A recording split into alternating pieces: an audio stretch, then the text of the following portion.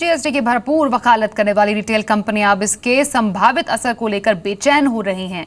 Retail कंपनियों को डर है कि जीएसटी लागू होने के बाद बाय वन गेट वन की स्कीम लाना मुमकिन नहीं होगा, क्योंकि रिटेल कंपनियां जो भी प्रोडक्ट फ्री देंगी उस पर उन्हें जीएसटी भरना होगा। मुमकिन है कि अगले साल रिटेल कंपनियों के बाय वन गेट वन के ऑफर न दिखाई दे। जीएसटी के प्रस्तावित नियमों के मुताबिक रिटेलर इनवॉइस पर प्रोडक्ट की वैल्यू जीरो नहीं दिखा पाएंगे। जीरो वैल्यू प्रोडक्ट पर ग्राहकों से टैक्स का हिस्सा ही लिया जाता है, जबकि इसकी भरपाई फुल प्राइस वाले प्रोडक्ट से कर ली जाती है। लेकिन जीएसटी के बाद ये बंद हो जाएगा। बाय वन गेट वन के अलावा लॉयल्टी पॉइंट्स, कैशबैक और डिस्काउंट पर भी जीएसटी लागू होगा। इनिशियल ड्राफ्ट लॉ है, उसमें ये लग रहा है कि जो फ्रीबीज है, डिस्काउंट है, अगर वो पहले डिटरमिन नहीं है तो उसमें टैक्स लग सकता है।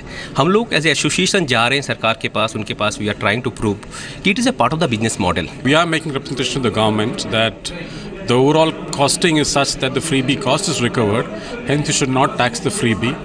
Otherwise क्या हो जाएगा कि स्कीम चेंज हो जाएगा। Instead of buy one get one free, it will be buy two product get 50% discount off. So it will be a marketing change.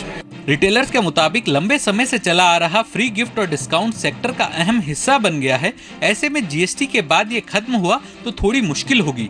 Retailers चाहते हैं कि सरकार जीएसटी के अंतिम नियमों में इसमें थोड़ी रियायत दे।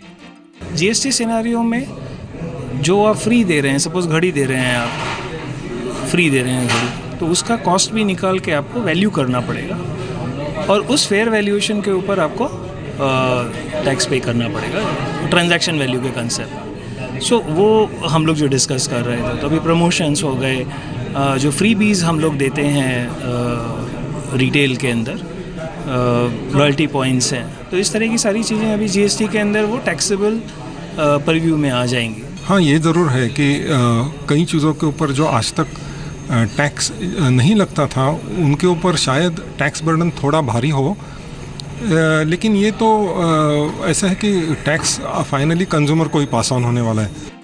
जीएसटी आने के बाद रिटेलर्स के लिए प्रोडक्ट्स की मार्केटिंग तो चुनौती होगी ही, साथ में बिलिंग और स्टॉक कीपिंग के लिए टेक्नोलॉजी को भी जीएसटी के मुताबिक ढालना होगा। अनुराग शाह, जी मीडिया, मुंबई।